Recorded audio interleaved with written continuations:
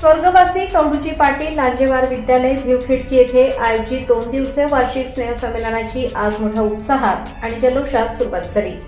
आज सकाळी ठीक 9 वाजता शाळेच्या प्रांगणात माननीय श्री प्रमोद पाटील लांजेवार हायस्कूल यांच्या वतीने ध्वजारोहण करण्यात आले। ध्वजारोहणासह स्नेहसंमेलनाच्या उद्घाटनाला अधिकृत प्रारंभ झाला। या उद्घाटन प्रसंगी प्रमुख उपस्थिती म्हणून संस्थापक श्री प्रमोद पाटील लांजेवार, भिवखिडकीचे सरपंच धनराजजी कांबळे, शाळा व्यवस्थापन समितीचे अध्यक्ष अरविंदजी नागपुरे, ग्रामपंचायत सदस्य कमलेशजी वासनिक, पोलीस पाटील मोसमीताई बोरकर, मुख्याध्यापक गहाणे सर, जिल्हा परिषद शाळा भिवखिडकीचे मुख्याध्यापक बोरकर सर तसेच शाळेतील सर्व शिक्षक वृंद उपस्थित होते। कार्यक्रमाला गावातील महिला पुरुष नागरिकांची मोठ्या संख्येने उपस्थिती लाभली।